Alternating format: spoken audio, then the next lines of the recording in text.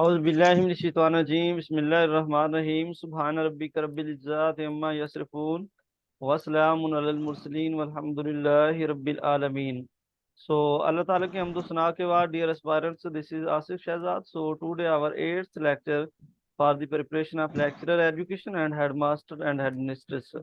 So dear aspirants, आज हमारा second chapter है, ठीक है, जो कि हमारा education testing measurement assessment and evaluation के बारे में, ठीक है। तो आज इंशाल्लाह हमारा सेकंड चैप्टर है, फर्स्ट चैप्टर हमने कंप्लीट कर लिया है। तो फर्स्ट चैप्टर जो हिस्ट्री ऑफ एजुकेशन है उसका आज टेस्ट भी है, ठीक है। आज नहीं, सॉरी, मंडे को होगा इंशाल्लाह 9 बजे। तो आप स्टूडेंट्स में से जो देना चाहता है वो मुझे बता दे, मैं ग्रुप में शेयर कर दूंगा, आप अटेम्प्ट कर लीजिएगा, ठीक है। और बाद में जो है ना वो आपको की भी प्रोवाइड की जाएगी, ठीक है।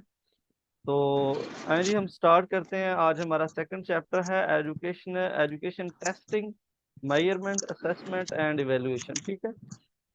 मैं आपको इनका थोड़ा सा ओवरव्यू दे देता हूँ कि टेस्टिंग जो है हमारे पास जो है ये असेसमेंट की बेसिकली जो है ना हमारे पास दो टाइप्स होती हैं।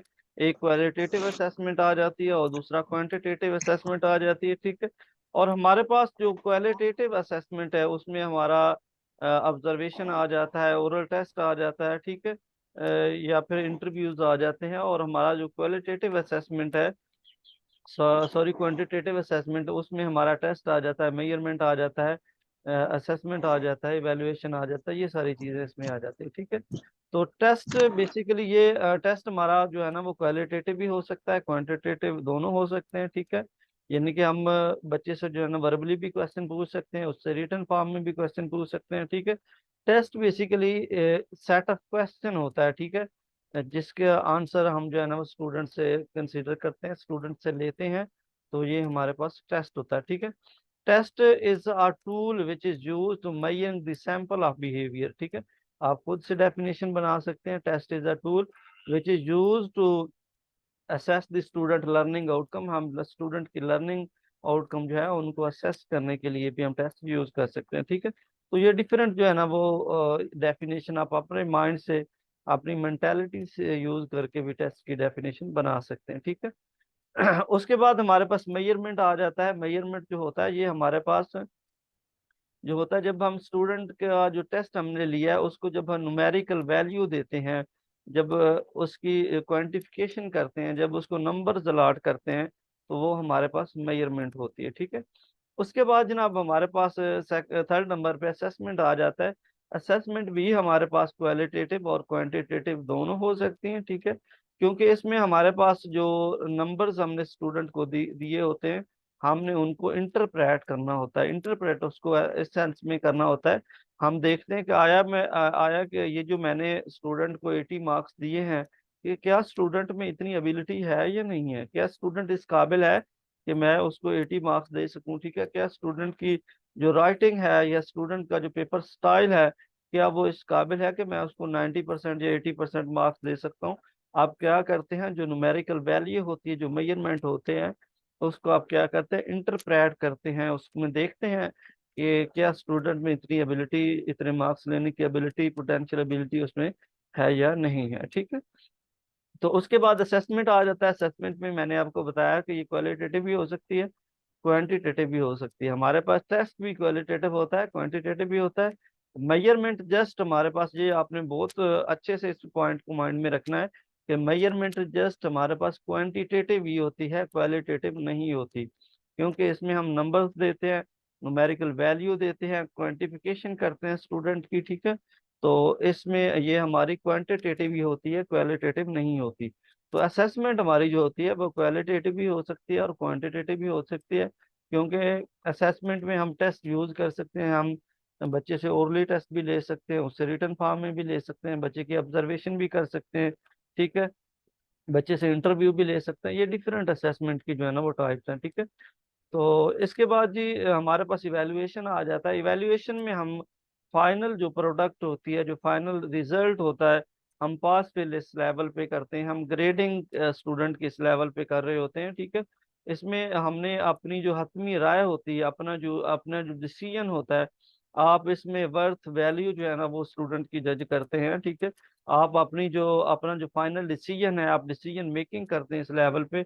आप स्टूडेंट को वर्थ देते हैं, वैल्यू देते हैं, उनकी ग्रेडिंग करते हैं, उनको पास करते हैं, उनको फेल करते हैं। ये सारा प्रोसेस हमारे पास इवेल्युएशन में होता है कि हमारा जो बच्चा है वो आने वाली क्लास में मूव करने के लिए एलिजिबल है या नहीं है, उसमें इतनी पोटेंशियल है या नहीं है। ये सारी चीज़ें इवेल्युएशन में देखी जाती हैं, क्योंकि इसमें हम डिसीजन मेकिंग करते हैं कि आया के बच्चे को हमने क्लास में फॉरवर्ड करना है या नहीं करना, ठीक है। अच्छा, मुझे आप ये बताएं कि पीपीएससी जो हमारा इंटरव्यू लेता है, ठीक है, वो हमारे क्या टेस्ट होता है, मेजरमेंट होती है, असेसमेंट होती है, इवेल्युएशन होती है, क्या चीज़ होता है वो इंटरव्यू जो रहता है वो? जी तो बताएं। मेरा ख्याल है जो सिर्फ पीपीएससी का जो इंटरव्यू होता है ना, मेरा ख्याल है उसमें सारा कुछ ही होता है। वो क्वालिटी भी देखते हैं, क्वांटिटी भी देखते हैं, मतलब हर लिहाज से वो बंदे को जज करके ही क्लियर जी करते हैं। बिल्कुल, अब वो आपकी इवेल्युएशन कर रहे होते हैं, आपको देख रहे होते हैं कि आया कि ये जो बंदा जिसको हम जो है ना वो सिलेक्ट करने जा रहे हैं, क्या इसमें इतनी पोटेंशियल है या नहीं है, क्या ये एक इस पोस्ट के लिए एलिजिबल है या नहीं है, क्या इसमें पेशेंस है, क्या इसमें यानी कि इतनी एबिलिटी है कि ये सरवाइव कर सकता है सोसाइटी के अंदर, हमारी जो रिक्वायरमेंट्स हैं उनको फुलफिल कर सकता है, डिपार्टमेंट के लिए सूटेबल पर्सन ये है या नहीं है, ठीक है। ये सारी चीजें जो है ना वो देखी जाती हैं, ठीक है। ये वो टेस्ट बेसिकली जो होता है, टेस्ट हमारा क्या होता है, वो हमारी असेसमेंट होती है, ठीक है। वो हमारी कौन सी असेसमेंट होती है, वो हमारी क्वांटिटेटिव असेसमेंट होती है, टेस्ट जो होता है। और उसके बाद फिर हमारा जो है ना वो इवेलुएशन होती है जब हमारा इंटरव्यू होता है, ठीक है। तो चले जी, हमने काफी हद तक जो है ना इनकी बेसिक जो टर्म है उनको डिफाइन कर लिया है, तो हम इनके जो एमसीक्यूज हैं उनको देख लेते हैं, ठीक है। सो फर्स्ट एमसीक्यूज हमारे पास है, set of question require answer written और ओनली इज कॉल्ड टेस्ट, ठीक है। यानी टेस्ट क्या होता है, सेट ऑफ क्वेश्चन होता है जिसका आंसर आप क्या करते हैं, आप डिमांड करते हैं, आप रिक्वायर करते हैं स्टूडेंट से, ओरली या फिर रिटन फॉर्म में, या जबानी आप क्वेश्चन पूछ लेते हैं या फिर रिटन फॉर्म में उनसे क्वेश्चन पूछते हैं। ये हमारे पास क्या होता है, ये हमारे पास टेस्ट होता है, ठीक है। तो सेकंड नंबर पे है जी, instrument use to measure the sample of behaviour is called, यानी कि वो इंस्ट्रूमेंट जो कि हम यूज करते हैं स्टूडेंट का बिहेवियर को मेजर करने के लिए, स्टूडेंट की जो कॉग्निटिव एबिलिटी है, पोटेंशियल एबिलिटी को मेजर करने के लिए जो हम इंस्ट्रूमेंट यूज करते हैं उसको टेस्ट कहते हैं, ठीक है। तो थर्ड नंबर पे देखेंगे, थर्ड नंबर पे obtaining information in quantitative form is called measurement. मैंने आपको कहा है कि मेजरमेंट में जस्ट इंफॉर्मेशन जो है वो क्वांटिटेटिव में होती है, असेसमेंट में क्वालिटेटिव भी हो सकती है, क्वांटिटेटिव भी हो सकती है, दोनों हो सकती हैं, लेकिन मेजरमेंट में जस्ट एक ही होती है, वो होती है क्वांटिटेटिव असेसमेंट, क्योंकि हम स्टूडेंट को न्यूमेरिकल वैल्यू दे रहे होते हैं, नंबर्स दे रहे होते हैं, क्वांटिफिकेशन कर रहे होते हैं उनकी, ठीक है। तो फोर्थ नंबर पे हमारे पास आता है जनाब, interpretation of measurement data is done in assessment, यानी कि आप जो मेजर शुदा डाटा होता है, जो आप मेजर कर रहे होते हैं, आपने उसको क्या करना होता है, उसको आपने इंटरप्रेट करना होता है, आपने देखना होता है कि मैंने ये जो बच्चे को 50 मार्क्स दिए हैं, 70 या 80 मार्क्स दिए हैं, आया कि मेरा बच्चा इस काबिल है कि मैं इसको इतने मार्क्स दे दूं, ठीक है। आया कि इसने पेपर को सही से अटेम्प्ट किया है, आया कि इसने ये इसकी राइटिंग स्टाइल जो है ना वो इम्प्रेसिव है, वो अच्छा है, ठीक है, वो अंडरस्टैंडेबल है, ये सारी चीजें जो है ना वो उसमें देखी जाती हैं, ठीक है। तो उसके बाद ये हमारे पास आ जाता है evaluation. Evaluation is done to make, evaluation जो है वो किस पर्पज के लिए, किस मकसद के लिए जो है ना वो की दी जाती है, ठीक है। तो जस्ट अ मिनट, मैं इसको थोड़ा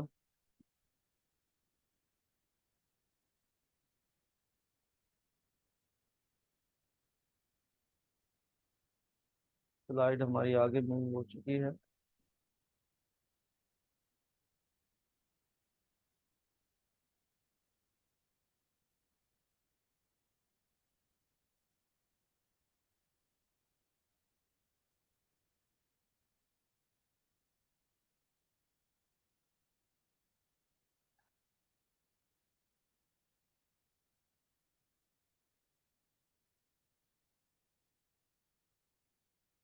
हमारी स्लाइड ही फर्स्ट गायब हो गई है, just a minute please wait कीजिए, मैं जरा इसको चेक करूँ क्या हुआ है।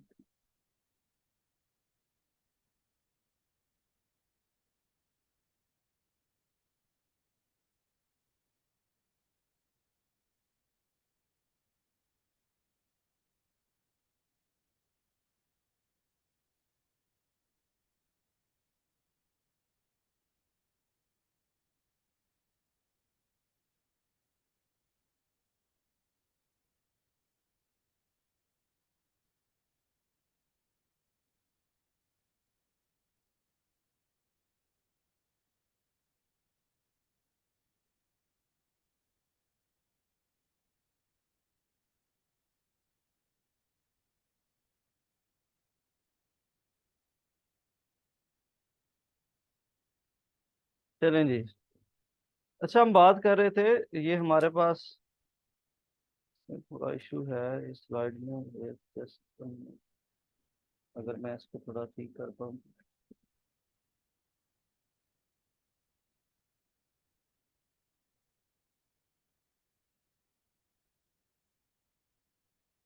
जी, हम 5 नंबर हमारा जो पॉइंट है हम इसको डिस्कस कर रहे थे। तो ये जी हमारे पास है इवेल्युएशन, ठीक है। तो evaluation is done to make value judgement decision making worth value, ठीक है।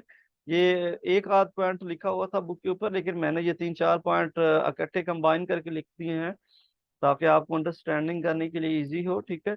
यानी कि इवेल्युएशन जो है ये हमारे लिए हम किसके लिए यूज करते हैं, हम वैल्यू जजमेंट के लिए, डिसीजन मेकिंग के लिए, वर्थ या वैल्यू जज जज करने के लिए, या फिर हम क्या करते हैं इस लेवल पे कि हम स्टूडेंट को पास फेल भी इस लेवल पे करते हैं, ठीक है। तो उसके बाद ये हमारा 6 MCQ जो है उसको देखते हैं। टेस्ट आंसर द क्वेश्चन, ठीक है। टेस्ट जो है ना वो किस चीज का रिस्पॉन्ड है, यानी किस चीज का आंसर करता है, हाउ वेल, यानी कि टेस्ट आंसर करता है कि हमारा जो रिस्पॉन्ड है, हमने जो यानी कि वो टेस्ट को अटेम्प्ट किया है, तो हमने कितना अच्छा परफॉर्म किया है, ठीक है। हमने वेल परफॉर्म किया है या नहीं वेल परफॉर्म किया। अगर वेल परफॉर्म किया है तो कितना वेल परफॉर्म किया, कितना अच्छा परफॉर्म किया, ये टेस्ट आंसर करता है, ठीक है। तो measurement answer the question 7th number MCQs। How much, measurement में हम देखते हैं कि स्टूडेंट ने कितने नंबर्स लिए हैं टेस्ट के अंदर, ठीक है। यानी कि हमारा 50 मार्क्स का टेस्ट है, तो उसमें से स्टूडेंट ने कितने लिए हैं, उसने 45 लिए हैं, 40 लिए हैं, 30 लिए हैं, 25 लिए हैं, कितने लिए हैं, ठीक है। तो इसमें क्वांटिटी देखी जाती है, यानी कि हाउ मच का आंसर ये देता है, ठीक है। तो उसके बाद जी नेक्स्ट हमारे पास 8th नंबर MCQs को देखते हैं कि evaluation answer the question how good. Evaluation जो है ना वो आंसर करता है कि इस क्वेश्चन का कि हमारा जो टेस्ट है वो कितना अच्छा है, ठीक है। उसमें हम डिसीजन करते हैं, डिसीजन मेकिंग करते हैं, स्टूडेंट को ग्रेडिंग देते हैं, उसकी वर्थ वैल्यू को जज करते हैं, हम पास फेल करते हैं, ठीक है। इस वजह से हम अगर स्टूडेंट का टेस्ट जो है ना वो अच्छा है, ठीक है, उसकी मेजरमेंट भी अच्छी हुई है, उसकी असेसमेंट भी अच्छी हुई है, तो फिर एट द एंड इवैल्यूएशन करके हम क्या करते हैं, उसको पास या फेल कर देते हैं, ठीक है। तो 9th नंबर पे हमारे पास जो MCQs है वो ये है कि test measurement assessment evaluation is a testing element, ठीक है। आपसे क्वेश्चन पूछा जा सकता है, समटाइम आपसे जो है ना अरेंजमेंट पूछी जाती है कि ये हमारे पास जो अरेंजमेंट है टेस्ट की, ये जो एलिमेंट्स की जो एग्जैक्ट अरेंजमेंट है वो भी आपसे पूछी जा सकती है। आपसे आपको दिया जा सकता है कि पहले आपको दिया जाएगा असेसमेंट, मेजरमेंट, टेस्ट, इवेलुएशन, ठीक है। आपको जो है ना अरेंजमेंट आगे पीछे करके दे देंगे, आपने जस्ट उनको सिलेक्ट करना होगा कि कौन सी जो अरेंजमेंट है वो ठीक है, ठीक है। पहले हमारे पास टेस्ट होता है, फिर उसी टेस्ट की हम मेजरमेंट करते हैं, फिर उसी की असेसमेंट करते हैं, फिर उसी टेस्ट की हम इवेलुएशन करते हैं। ये हमारे पास टेस्टिंग एलिमेंट्स कहलाते हैं, ठीक है। ये भी क्वेश्चन आपसे पूछा जा सकता है कि हाउ मेनी टेस्टिंग एलिमेंट्स, हमारे पास टेस्टिंग एलिमेंट्स कितने होते हैं। तो बेसिकली हमारे पास 4 टेस्टिंग एलिमेंट्स होते हैं, ठीक है। तो उसके बाद ये 10th हमारे पास MCQs है, इसको देखें। Least in scope in educational testing element, यानी कि एजुकेशन टेस्टिंग एलिमेंट्स में सबसे कम जो स्कोप होता है वो किसका होता है, वो टेस्ट का होता है। और सबसे ज्यादा जो स्कोप होता है वो हमारे पास इवेल्युएशन का होता है, क्योंकि टेस्ट की बेस पे हम स्टूडेंट को पास फेल नहीं कर सकते, उनकी वर्थ, उनकी वैल्यू जो है ना वो हम नहीं जज कर सकते, ठीक है। तो हम मेजरमेंट जो इवेल्युएशन होती है उसी के बेस पे हम पास फेल करते हैं। स्टूडेंट की वर्थ, स्टूडेंट की वैल्यू, डिसीजन मेकिंग सारी हम उसी लेवल पे करते हैं। इसलिए हमारा जो ब्रॉडेस्ट स्कोप है, जो यानी कि वाइड स्कोप है, वो हमारे पास टेस्टिंग एलिमेंट जो है वो है इवेल्युएशन, ठीक है। जो नैरो स्कोप है, जो लीस्ट स्कोप है, वो हमारे पास टेस्ट है। जो ब्रॉडेस्ट है या वाइडेस्ट स्कोप है वो हमारे पास इवेल्युएशन है, ठीक है। तो उसके बाद ये हम नेक्स्ट स्लाइड पे मूव करते हैं। यहाँ पे दिया भी गया है वो पॉइंट जिसके बारे में हम डिस्कस कर रहे थे। तो 11th नंबर देखें, highest in scope in educational testing element जो एजुकेशन के टेस्टिंग एलिमेंट्स हैं उनमें हाईएस्ट स्कोप किसका होता है, ब्रॉडेस्ट स्कोप किसका होता है, वाइडेस्ट स्कोप किसका होता है। ये सारे की पॉइंट दिए जा सकते हैं, ठीक है, तो आपने इनको माइंड में रखना है। तो ये हमारे पास इवेलुएशन होता है, ठीक है। सो 12 नंबर एमसीक्यू देखें जी, mostly use tool for summative evaluation is test, ठीक है। यानी कि समेटिव इवेल्युएशन के लिए जो है ना हम कौन सा टेस्ट जो है ना वो कौन सा जो है ना वो टूल यूज करते हैं, वो हम टेस्ट यूज करते हैं। आपने देखा है कि जब हम फाइनल एग्जाम लेते हैं 9th 10th के या फर्स्ट ईयर सेकंड ईयर के, तो हम क्या लेते हैं, उनसे टेस्ट लेते हैं, ना हम मेजरमेंट करते हैं उनकी, ना assessment.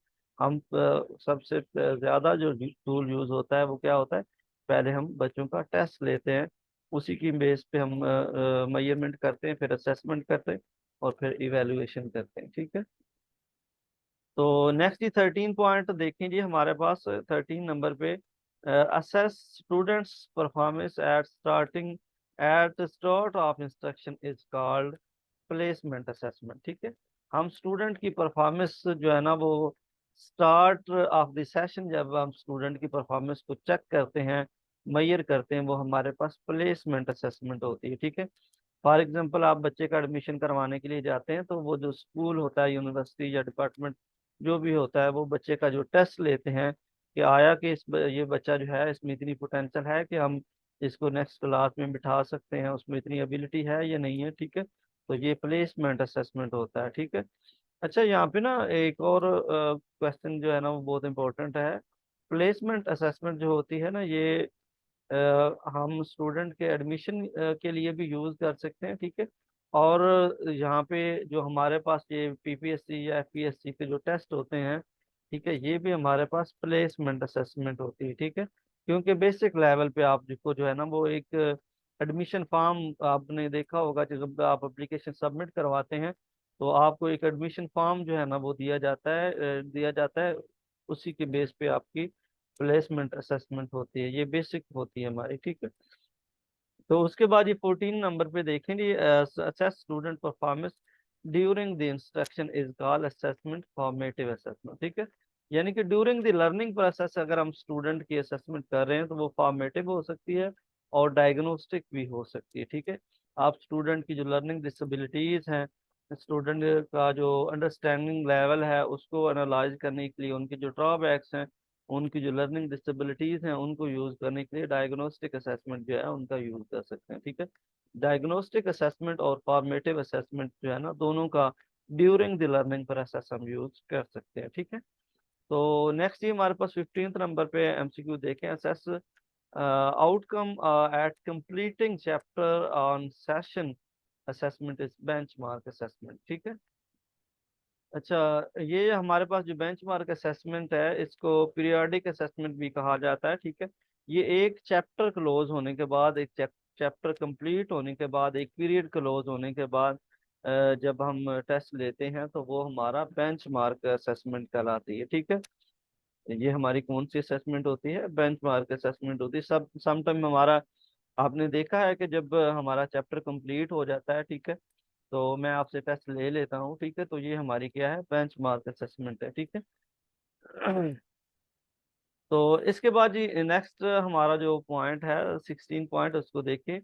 Assess student performance at the end of instruction is called summative assessment, ठीक है। जब आपका जो लर्निंग प्रोसेस है, जो लर्निंग ईयर है, वो कंप्लीट हो जाता है, तो at the end of the session जब आप असेसमेंट करते हैं स्टूडेंट की, तो वो समेटिव असेसमेंट होती है। इसको हम असेसमेंट ऑफ लर्निंग भी कहते हैं, ठीक है। मैंने आपको पढ़ाया हुआ है जो असेसमेंट का चैप्टर है, उसमें सबसे पहले हमारे पास असेसमेंट फॉर लर्निंग होती है। उसमें उसका मतलब होता है, फॉर का मतलब होता है के लिए, ठीक है, यानी कि ड्यूरिंग द लर्निंग प्रोसेस जब आप स्टूडेंट की असेसमेंट कर रहे होते हैं, तो ये वो हमारे पास होती है असेसमेंट फॉर लर्निंग। सो इसमें ये जो असेसमेंट फॉर लर्निंग है, इसमें हमारे पास डायग्नोस्टिक असेसमेंट भी आ जाता है और फॉर्मेटिव असेसमेंट भी आ जाता है, ठीक है। और सेकंड नंबर पे हमारे पास जो असेसमेंट होती है, वो असेसमेंट एज लर्निंग होती है, जिसमें हमारे जो कुलीग होते हैं, हम अपने कुलीग के साथ जो है असेसमेंट कर रहे होते हैं, उसके साथ डाटा शेयर कर रहे होते हैं, उससे क्वेश्चन पूछ रहे होते हैं, रिस्पॉन्स ले रहे होते हैं, ये सारी जो असेसमेंट होती है वो असेसमेंट एज लर्निंग होती है। जब आप अपने पीयर से, अपने क्लासमेट से, अपने क्लास फेलो से डिस्कशन कर रहे हो, रिस्पॉन्ड ले रहे हो, ठीक है, या फिर उससे क्वेश्चन कर रहे हो, ये सारी की सारी असेसमेंट जो होती है वो असेसमेंट एज लर्निंग होती है, ठीक है। तो उसके बाद फाइनल में हमारे पास असेसमेंट ऑफ लर्निंग होती है। ऑफ लर्निंग का मतलब होता है कि आपका जो लर्निंग सेशन है, आपका जो लर्निंग प्रोसेस है वो ऑफ हो चुका है। आप एंड ऑफ द सेशन जो असेसमेंट करते हैं वो असेसमेंट ऑफ लर्निंग कहलाती है। ये हमारे पास फॉर्मेटिव, सॉरी, समेटिव असेसमेंट होती है। Summative assessment assessment of learning होती है, ठीक है। तो नेक्स्ट दी 17th जो एमसीक्यूज है उसको देखिए आप। assessing students permanent learning problem, disabilities, drawback, difficulties, ये सारे जो है ना वो अपने ये जो कीवर्ड है याद रखने हैं कि हम स्टूडेंट की जो डिसेबिलिटीज हैं, ठीक है, उनके जो प्रॉब्लम है, उनके जो ड्रॉबैक हैं, उनकी जो डिसेबिलिटीज है, इन सारी चीज़ों को चेक करने के लिए जो हम असेसमेंट करते हैं वो कौन सी असेसमेंट होती है, वो हमारी होती है डायग्नोस्टिक असेसमेंट, ठीक है। तो नेक्स्ट 18 जो पॉइंट है जो एमसीक्यूज है उसको देखें। Bottom line assessment is also called summative assessment. यानी कि बॉटम लाइन का मतलब है आप बिल्कुल जो है वो लर्निंग सेशन जो है उसके बिल्कुल एंड पे जाकर, बिल्कुल उसकी तह में जाकर क्या करते हैं, जब असेसमेंट करते हैं तो वो हमारी बॉटम लाइन असेसमेंट होती है। उसको हम समेटिव असेसमेंट भी कहते हैं, ठीक है। 19th नंबर एमसीक्यू भी देखें। Judgement is certified in evaluation is called summative evaluation. यानी कि वो कौन सी इवेल्युएशन होती है जिसमें आप जजमेंट करते हैं, वैल्यू वर्थ को चेक करते हैं, ठीक है, आप डिसीजन मेकिंग करते हैं, तो ये हमारी होती है जनाब समेटिव इवेल्युएशन, ठीक है। सो 20 एमसीक्यू जो है उसको हम देखते हैं कि assess students to place in class और grade is called as placement assessment, ठीक है। आप स्टूडेंट को किसी ग्रेड में, किसी क्लास में जो है ना प्लेस करना चाहते हैं तो कौन सी असेसमेंट करेंगे आप? प्लेसमेंट असेसमेंट करेंगे, ठीक है। तो आई थिंक आज के लिए यहाँ तक काफ़ी है, ठीक है। अगर आपका कोई क्वेश्चन है, कोई क्वेरी है तो वो आप पूछ सकते हैं जी। तो कोई क्वेश्चन नहीं है, लेकिन ये थोड़ा नहीं है, थोड़ा सा और भी पढ़ा दें। क्या बता दूं, जरा दोबारा बताइएगा, मुझे समझ नहीं है जी। तो मैं क्या कह रही बोला? थी कि ये लेसन लेसन थोड़ा नहीं है, थोड़ा सा और पढ़ा दें, यानी अच्छा, 20 हो गया ना, चलें 30 तक चलें पढ़ा दें। चलें, पढ़ा देता हूँ, नो इशू। हम 30 तक, 30 जो एमसीक्यूज है वहां तक कर लेते हैं। जी, 30 तो तक ठीक है। ठीक है, चलें जी सर, बिल्कुल सही कहा उन्होंने, 30 ठीक है।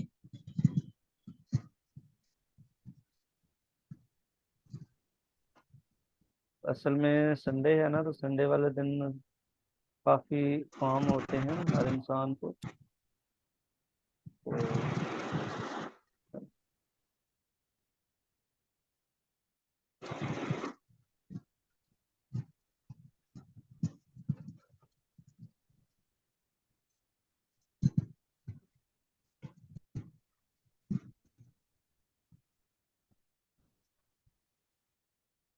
चलें जी, इसमें जो मिस्टेक थी उसको मैंने क्लियर कर दिया है।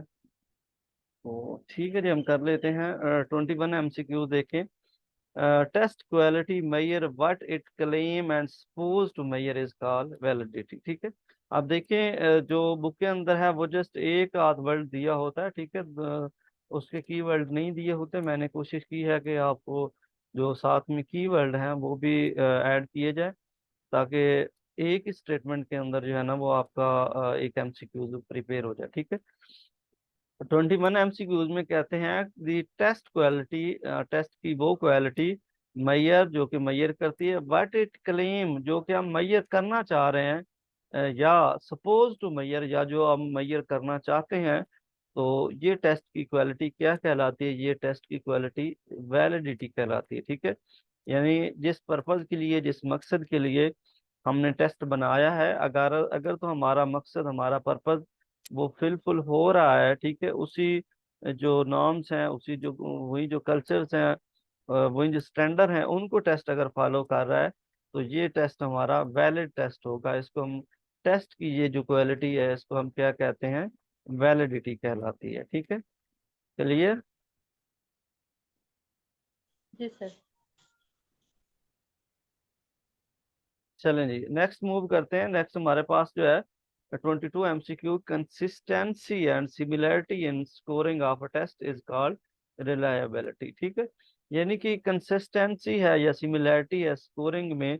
टेस्ट जब आप ले रहे हैं तो स्टूडेंट के जो मार्क्स हैं वो कंसिस्टेंसी कंसिस्टेंसी से या सिमिलैरिटी से वो क्या है, वो सेम आ रहे हैं। ठीक है, फॉर एग्जाम्पल आपने एक टेस्ट लिया बच्चे से, बच्चे के उसमें 70 मार्क्स हैं, दूसरा टेस्ट लिया बच्चे के 70 मार्क्स हैं, तीसरा लिया बच्चे के 70 मार्क्स हैं। ठीक है, तो ये जो कंसिस्टेंसी है और बच्चे की स्कोरिंग में, बच्चे के जो मार्क्स में सिमिलैरिटी है, अगर ये सिमिलैरिटी हो तो इस टेस्ट को रिलायबिलिटी कहा जाता है और वो टेस्ट जो होता है वो रिलायबल होता है। ठीक है, इसको एक और, इसका एक और भी कीवर्ड है 23 पे देखें, accuracy of measurement is called reliability. ठीक है, यानी कि जो डाटा आपने मेजर किया है अगर उसमें एक्यूरेसी है, उसमें यानी कि सिमिलैरिटी है, उसमें कंसिस्टेंसी है, तो ये वो टेस्ट हमारा क्या होगा, वो रिलायबल होगा, उसको हम रिलायबिलिटी कहते हैं। ठीक है, सो उसके बाद ये 24 MCQ जो है ना वो देखें,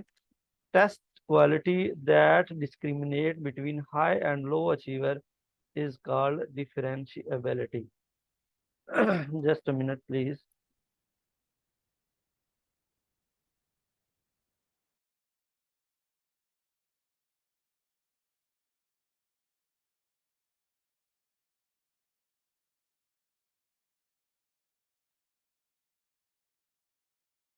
यानी हम डिस्कस कर रहे थे, हमारे पास एमसीक्यूज नंबर था 24, test quality that discriminate between high achiever and low achiever is called differentiability.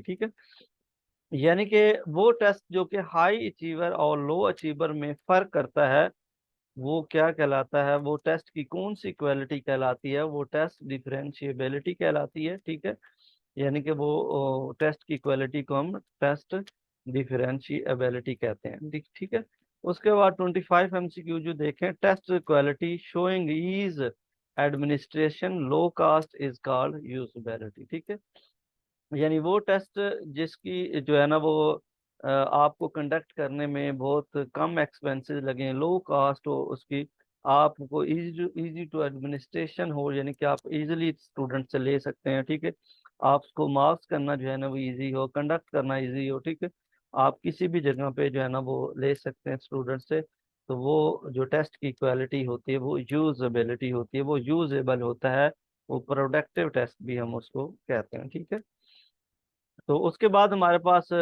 26 MCQ जो है वो देखें, टेस्ट क्वालिटी डिटेक्ट और measure small difference is called discrimination. ये टेस्ट की वो क्वालिटी जो क्या करती है कि जो टेस्ट होते हैं उसमें डिटेक्ट करती है या मेजर स्मॉल डिफरेंस, यानी कि स्टूडेंट के जो बिहेवियर है, स्टूडेंट की जो लर्निंग एबिलिटी है, उनके अंदर छोटे छोटे जो डिफरेंसेस को मेजर करती है, वो हमारे पास क्या कहलाता है, टेस्ट की क्वालिटी क्या कहलाती है, डिस्क्रिमिनेशन कहलाती है। ठीक है, फॉर एग्जांपल ये जो टेस्ट है, आपको पता होना चाहिए कि टेस्ट की जब हम बनाते हैं तो उसमें एक जो प्रॉब्लम होता है, जो हमारे पास टॉपिक होता है उसको हम स्टेम कहते हैं। स्टेम के बाद नीचे जो ऑप्शन दिए होते हैं, ठीक है, उनको ऑप्शन भी हम कहते हैं और अल्टरनेटिव भी हम उनको कहते हैं। ठीक है, तो हमारे पास जो राइट आंसर होता है, राइट आंसर को हम आंसर कहते हैं,